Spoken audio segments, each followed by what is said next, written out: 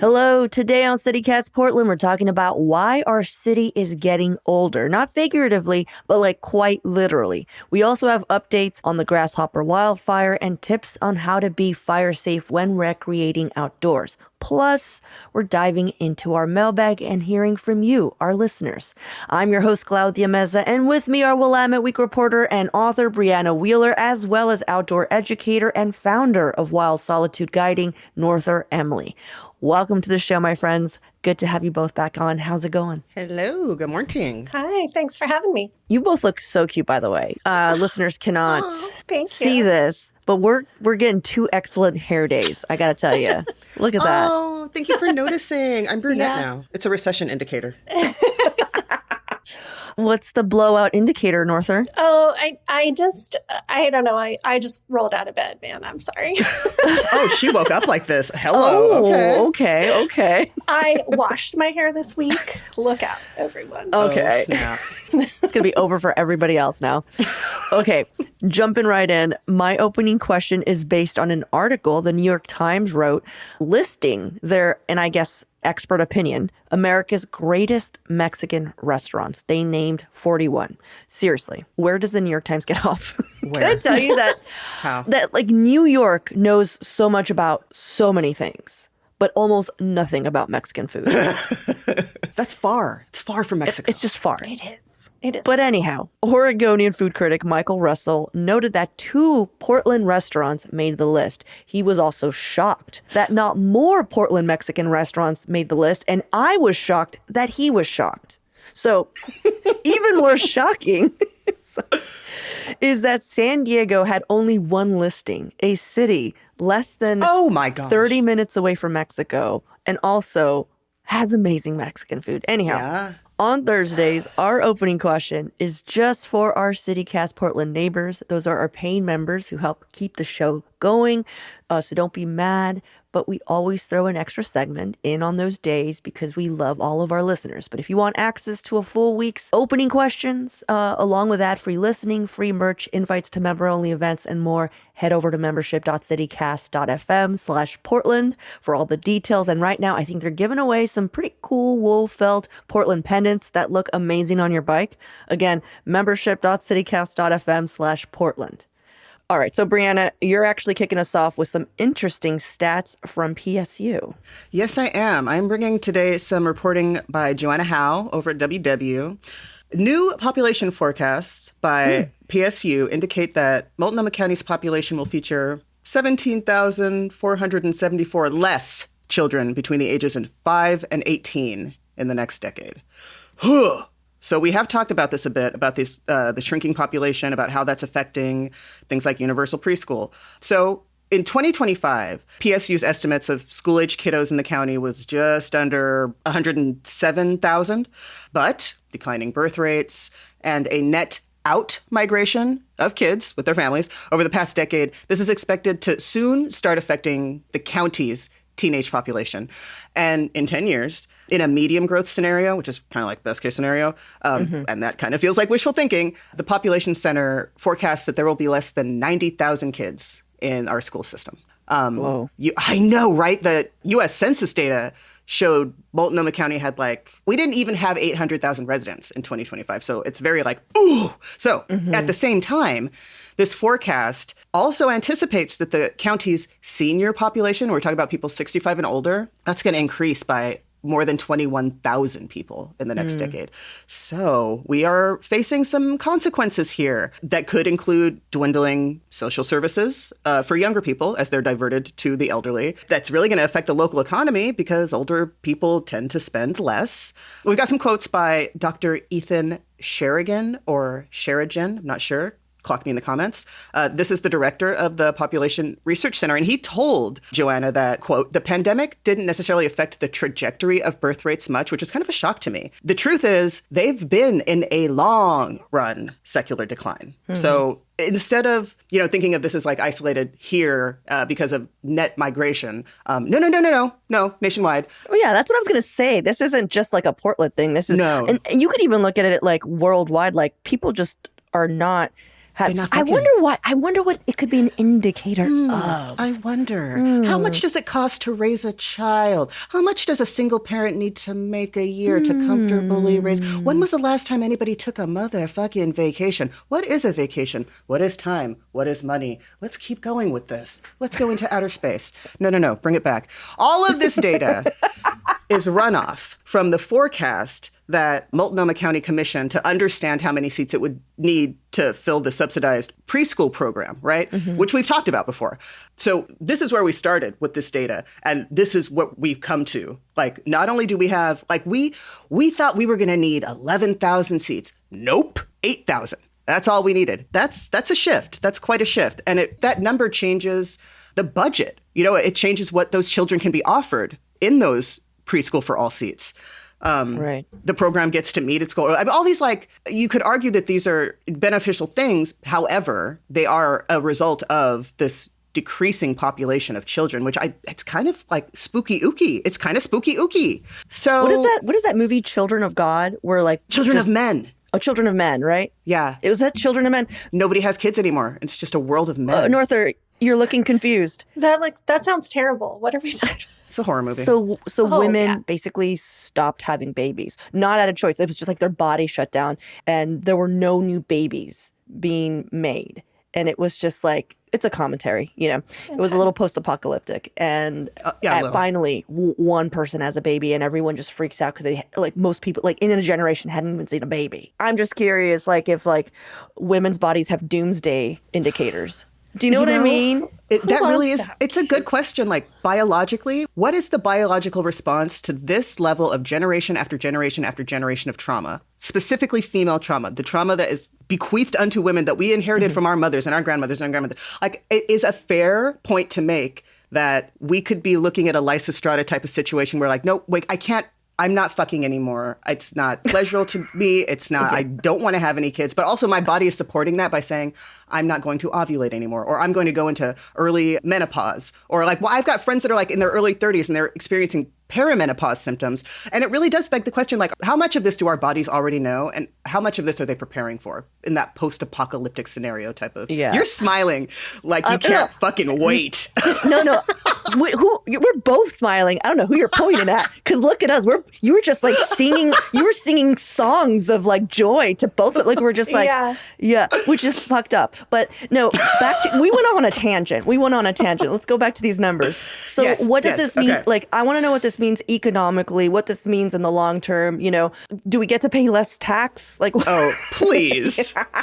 You wipe that smile right off your face. In a medium growth scenario, which is this kind of best case scenario that we're thinking of, the medium growth scenario assumes a small increase in total fertility rates and an increase in net migration. That matches the average migration in the county during 2010 to 2020, as if. Under the medium growth scenario, the county's infant and toddler populations are forecasted to grow after dipping to their lowest numbers. How? Why? Like, what? How? Okay. So Multnomah County's net migration has suffered from, like, people are leaving. We've talked about this on the show too. More than 22,000 people in the last 5 years. They're like, peace, I'm out of here. Taxes are too crazy. Cops are too crazy. We never recovered from the pandemic. The downtown still looks crazy. It's a ghost town. Da-da-da-da-da. This is old news. But we're talking about schools and children. PPS officials have said that they expect enrollment to continue to decline for the next freaking decade. And it should be noted that, like we just said, declining enrollment, this is a nationwide problem and it's not just here. So enrollment rebalancing efforts at the high school level, they're already in effect, and they're trying to even out enrollment across buildings. But WW already reported population projections indicated that the district has overbuilt its high school capacity. Yeah, we've talked about this as well. How they're like, we're going to have to shut some of these schools down. We got too many schools. Yeah. Well, now get into this. This is the other side of that fuck-ass coin, because all this discussion really kind of skirts the other reality is that all of these older residents are going to need a place to go. And I think my most fabulous takeaway from the article was by Dr. Ethan Sherigan. Quote, it's a bit tongue-in-cheek, but one might have advised PPS to develop its new school buildings for adaptive use so they could transition into senior living apartments. And I think that's a great idea, because we really put some work into these schools, didn't we? Yeah, we really did. They're fancy. They're so fancy. They're so fancy. Yeah, and a little bit echoey. Yeah. I'm just Empty. curious. I'm curious what the city, like how the city is responding to this. Cause like, I don't know if this is oh shit, we must do something about it. Or if it's just like, well, that's just the way of the world. And now again, like we'll just have to adapt. And now these buildings are going to go for, senior living. Like, or if the county is just like, oh, let's start a new health initiative, make Portland sexy. I think to answer that, Portland's already sexy, first of all. Okay, sorry.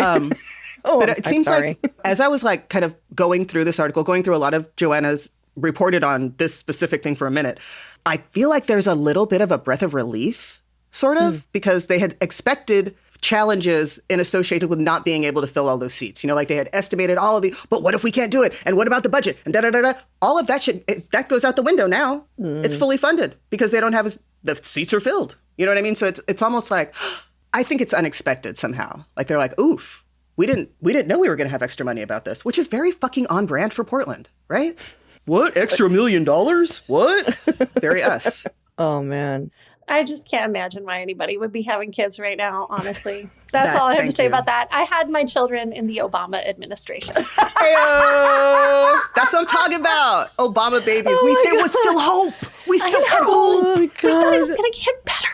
We're going Right. to wrap up. Okay, you guys, thank you so much for breaking that down. It's something that's come up before in the show, like in many different ways, but Yeah. to know these like firm numbers and like people being like, no, but for real. I mean, I think we're just going to have to pivot. And I hope that our city and county leaders are taking this data into effect with their, future policymaking and budgeting. But let's take a quick break here. And when we come back, Norther is going to be sharing some wildfire updates and giving us tips on how not to start one when we're out hiking and camping.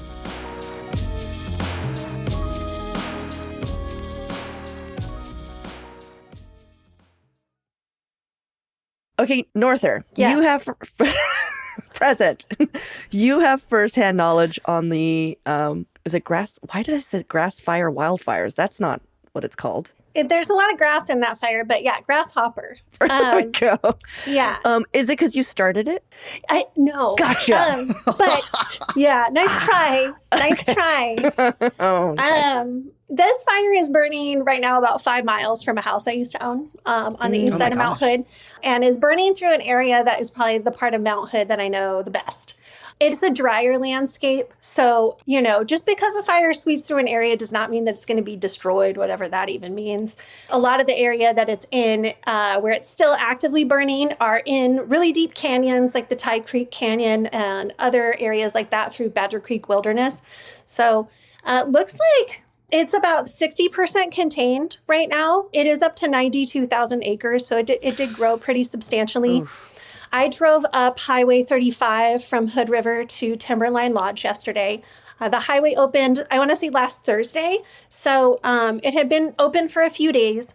I wasn't really sure what I was going to see because when you look on the maps online, you can see where hotspots are along the highway. And I had seen that there was active fires right next to Highway 35 for a substantial amount of time. But it turns out what they decided to do was to lead the fire down to Highway 35 intentionally and get rid of all of the fuels that are in the understory and things like that. If the fire had skipped 35 unchecked, that would have been an absolute disaster. So it's super important that the fire not cross Highway 35 and go up into the subalpine forests and up into the alpine areas of Mount Hood where there's always enough wind to spread it. Would have been really devastating. So it looks like that was super successful. The area that's most affected on Highway 35 is the section around Sherwood Campground, Nottingham, and the Tamanawas Falls trailhead. But not a lot to see through that area. There was a pilot car leading people through. So you were definitely not allowed to drive up there and like pull over and take pictures and screw around or anything like that. Right. I was surprised to see that they were repaving the highway. So whatever happened on the road down there must have been serious because it's got new asphalt on it now. Wow. All the way up to the edge of, if you're familiar with Highway 35, it goes almost all the way to the edge of the White River volcanic debris flow there coming off of the White River Glacier. I would have been really surprised if we had seen it skip over the debris flow, just because that's a vast area with not a ton of fuel on the ground. There's some little shrimpy pine trees in there, and that's it otherwise. So communities that were affected are in Wasco County and South Wasco. So places like Wamak and Friend. The fire came close to Tye Valley, but didn't come all the way into the town, and really super close to Pine Hollow. There's a reservoir lake there, super popular with people who live in that region. Very fun, very busy area in the summer. And the fire got very close to Pine Hollow. But it looks like it's done proceeding to the east, partially because now it's coming up against the boundary of a fire that happened 2 years ago that swept across. So there's just nothing there to burn. There's nothing there to burn. And it's important to remember that these are not Western Cascades type forests. There's a lot of grass. There's a lot of oak trees, which is a tree that has evolved in collaboration with fire for thousands and thousands of years. These are areas that bounce back really quickly. Right. So within a few years, we should, see a lot of progress in the regrowth in those areas. Unfortunately, 100 years of fire suppression has really done us in. Everything's going to burn, guys. That's just the way it is. So get out and see the places that you love the most, and go to the places that you've always wanted to see, because all of these places are going to burn, and the forests that grow back will not be the same. Because they're not man-made in a sense. Because they're not man-made, and also because the climate is changing, and we're just going to, everything is going to change. We're already in the funnel.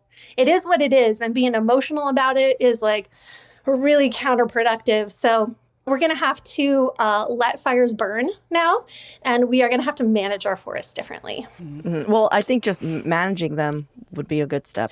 Right, just to start. But yeah. I have some questions, though. Yes. Two questions. One, I noticed a few weeks back, they were like, hey, we're closing the Timberline Lodge. It is now under evacuation orders. Is that still the case? Are we still worried about the Timberline Lodge? No, and yeah, the Timberline Lodge is quite far away from the fire. A lot of things would have had to go wrong for the lodge to actually be under threat. Okay, so it was like just precaution. Well, this is a one way in, one way out sort of a location. So just to be like, really on the ball, we should not be letting people go into places that have only one way in and one way out. Right. Especially when you're dealing with tourist areas like Timberline Lodge. I work in tourism. We are all tourists sometimes, and we are all total idiots when we're tourists. It's just the way that it is. Like people who are on vacation don't have their full mental faculties for some reason. So yeah, because you're on vacation. Because you're on vacation. Literally. La-di-da. Yeah. So, that's fine. That's the order of the day is la-di-da. Okay, second question is I'm planning to go camping at Lost Lake in a week or so. What are we thinking there? Lost Lake is kind of one of those only one way in sort of places, isn't it? I haven't been there in a while, so I'm trying to think about what the roads look like over there now. I know people who've been going over there, though, so I don't think that's like the worst idea in the world. I would be more concerned about breathing in wildfire smoke, just if the winds shift. I think generally I would say if you can stay to the west of that fire, you'll be to the west of all of the fires that are kind of like sweeping into the valley and bothering us.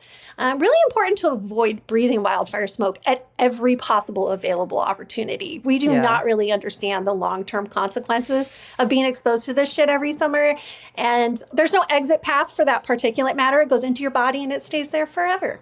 So and a little tree grows. Yeah. Hey, I'm really curious about, like, people are still camping. People are still going camping. Sure. People are still, how do we not start another fire? And I feel like we all hear this stuff, but then you hear about a city councilor like starting a brush fire in his backyard, and then it's just like, well, I guess we're all idiots. Yeah.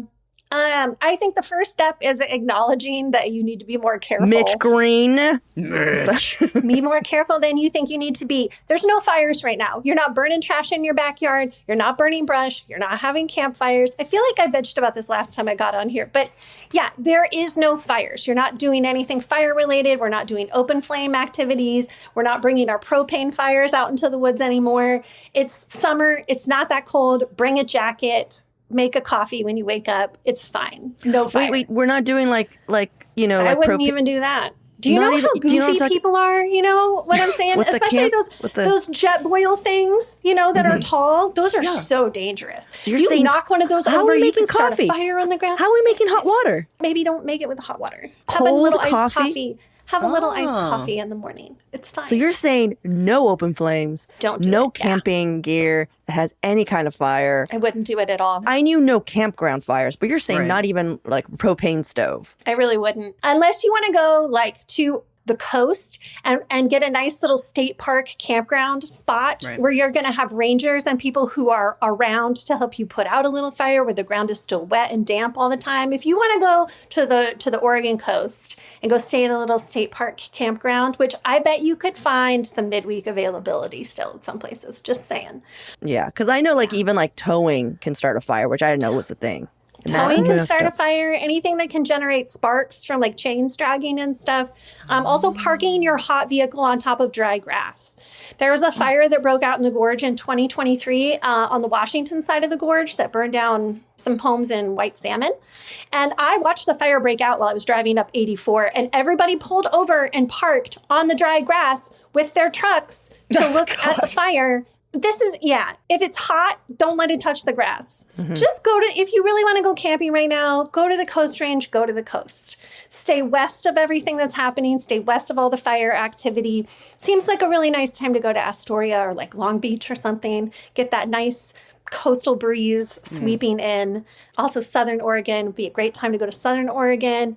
Cape Blanco's a mile out in the ocean. You could camp there and not, But yeah, stay out of the Cascades range. Don't go to places where there's only one way in and one way out. And be abreast of all of the current fire conditions and the AQI and all of the business that's going on. Right. Oof. All right. Well, thank you for that. Let's take a quick break here. And when we come back, we're going to dive into our mailbag. I think we have time for like maybe one letter. So I think that's what we're going to do.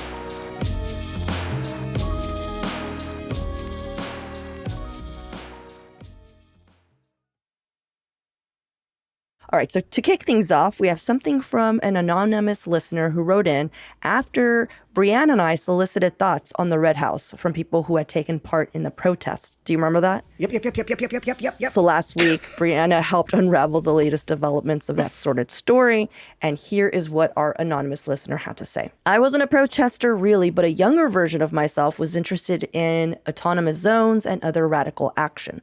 I walked over, and the first thing I saw was the armed guard patrols smoking weed. I disagree with federal law denying 2A rights to weed users, but I also think it is totally unacceptable to be handling firearms while intoxicated. It was the kind of long gun assault rifle every Democrat wants to ban. And then he goes off about, why it's a bad idea. Needless to say, I found this disturbing, yet I ventured further on into the camp. Inside, it was kind of a cool vibe. Think like post-apocalyptic Fenway Park settlement in Fallout 4. Wow. No clue what that means, but I'm Love the assuming. specificity. Yeah. I approached someone asking how I could help, and they said, if you need to ask that question, you're part of the problem, and then turned their back. It is hard to describe in email, but the nonverbal statement was, fuck you. Clearly unwelcome. I left the camp. So go. Well, he came in hot talking shit about weed smokers, so I don't think he was. Do you think that this anonymous listener went in and was like, excuse me, you should be smoking weed? Brianna? I think he said it with his face. I think he walked in and he said that shit with his face. You know what I mean? You think they just clocked him? They clocked him as a square, and you think that's what happened? I'm saying the vibe check is a check. The vibe check checks. Okay. And you either pass it or you don't. Oh my God. I love how firm you've been pro all this, Brianna, when it's been pointed out how fucked up this Red House has been. Like, girl, check yourself. What is going on? Do you remember that Dave Chappelle sketch, Getting Real Goes Too Hard or something like that? When getting real goes wrong. When being real goes wrong. When like being that. real, staying real or something. I forget. It's so long ago. Is it me? Is that me? No, I remember the sketch you're talking about. Yeah. Like just getting into fights when keeping for no it real, reason. there we go. Let's start. When keeping it real goes wrong. Brianna Wheeler, I need you to check yourself on the when keeping it real goes wrong. Just for Let me wreck myself. Just keeping it real. Just okay. I hear that, though. Okay, so Gray J, another listener, wrote in with a useful word. And he wrote, useful word alert, European siren noise, in parentheses. I've noticed you mentioned being embarrassed for someone else a few times recently. Once during today's episode, I don't know when that was, and again while discussing the Portland's Daddy city council drama. The Germans have a word for that because the Germans pretty much have a word for everything. And the word is Fremdschämen. And it's spelled exactly how you would think it would not be spelled, by the way, just so you know. Fremdschämen. Extremely useful. So thank you so much, Gray J. Fremdschämen. Shame. Fremdschämen. I just... Fremdschämen. Like, It's right there. it's right there. Yeah. So Gray J, thank you. We will be adding that to our vernacular. In the lexicon. Yes, we are going to go ahead and wrap up here because I think we're running a little over. Thank you so much, you guys. Appreciate Norther, Brianna. I appreciate you both to hanging out with me. Always a pleasure. And Brianna, thank you again for just always keeping it real. Until it goes wrong. I don't care. I'll check myself till I wreck myself or whatever the saying is. Get wild. That's what I say. Get wild.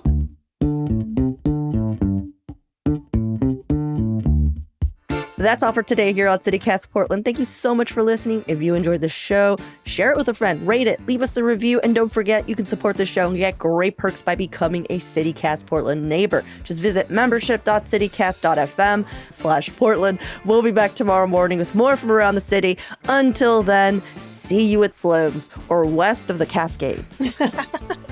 Without an open flame.